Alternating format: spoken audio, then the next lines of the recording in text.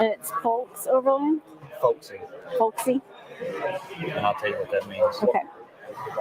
Hey everyone, it's Ashley, sitting here live at Moore, and I've got David with Folksy Overlanding. Sweet. And we got some stuff to talk to you about, but first we're gonna have to do an oil fire shot. Yeah, okay? I'm excited. Never had it before. Never had it? All right, are you ready? Ready? Let's go. You want to do a cheer? Let's go.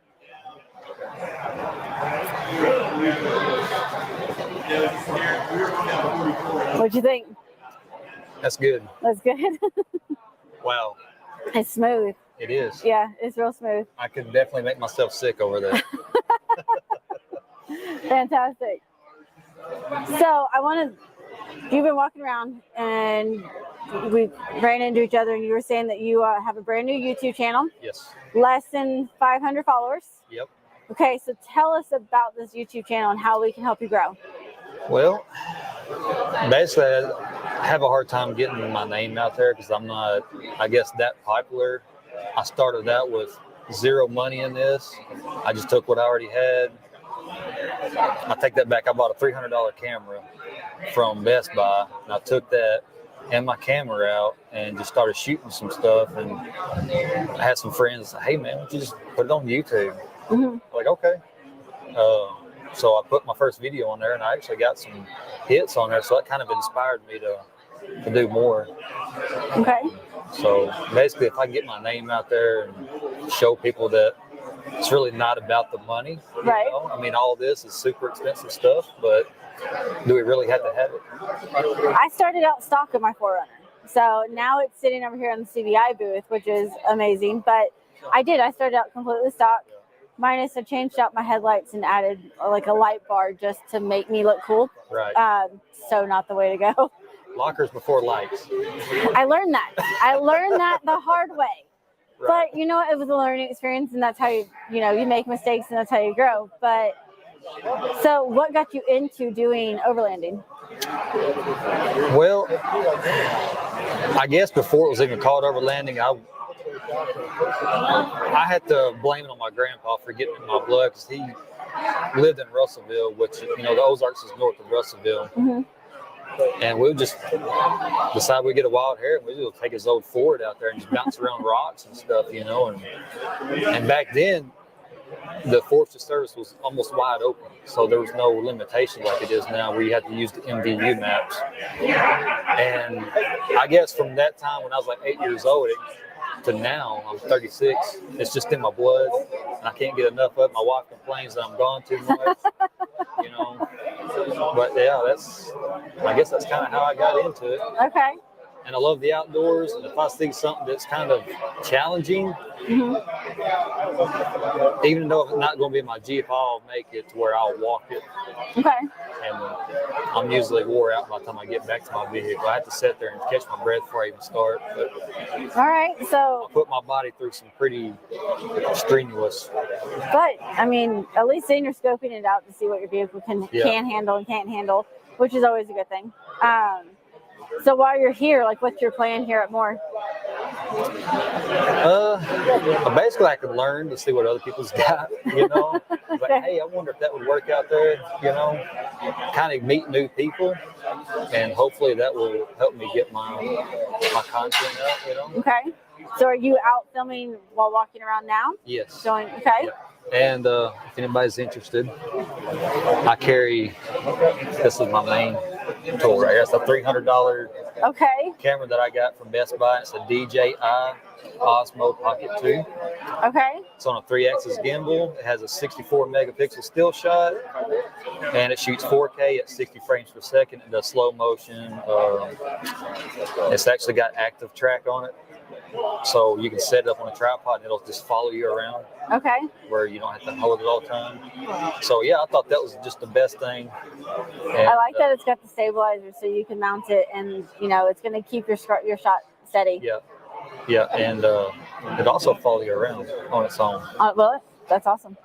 I have a DJI drone. I just don't use it very often. I got the Mavic Air 2. Okay. And I've got a Canon still camera. I can't think what model it is. but it's a 24.4 megapixel. Okay. So It's- between those three, this is my Let's say it sounds like you've got a really good base. It's just getting your content up.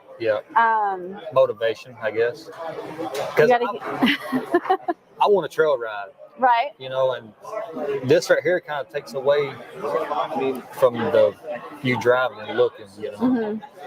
So it's a challenge for me too. You know, not all the time I want to get out, set up tripod, walk 500 feet back to your Jeep. You know, it's a lot of work. It is. So I mean, it's a learning curve for me too. You know. So if there was anything that some advice that you would give to beginners, so just starting out, like thinking that they maybe want to start down this road. Like my husband's trying to convince me I need to do a YouTube channel. My response is I don't like being in front of the camera, and then I do this every week. So it's kind of counterproductive for me to say that. That's my number one downfall because I am camera shy, believe it or not.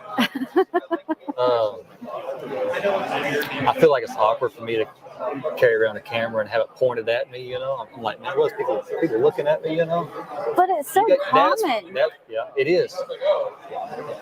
And that's a mental block for me because I see people out here doing it. I mean, everyone's walking around with their phones out, going live on Facebook, you know, Instagram, doing content for YouTube.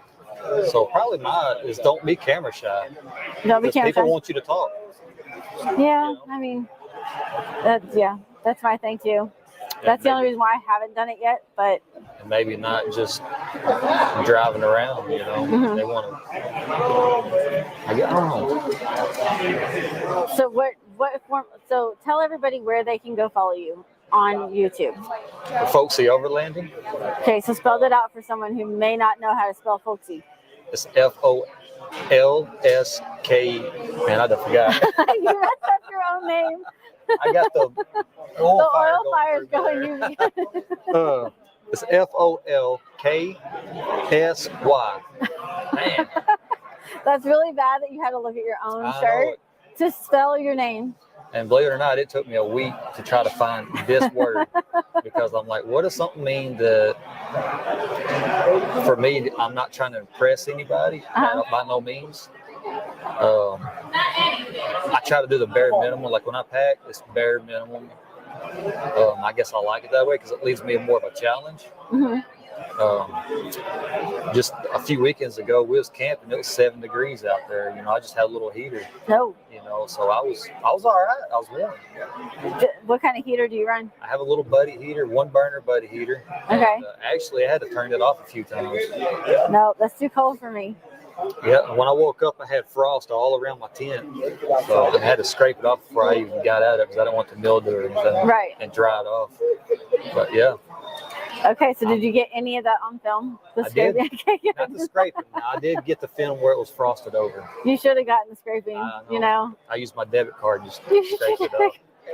Kind of put the heater over there and dried it up. So you're running around on trails with no knife?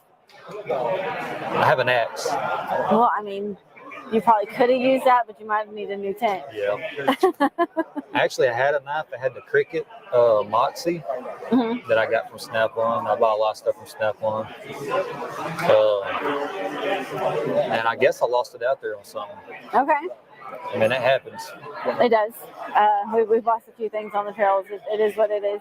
Yeah. But no, I appreciate it. I wish you all the best of luck with it. Hopefully you're gonna get some attention now being on the show and walking around more. And that'd be nice.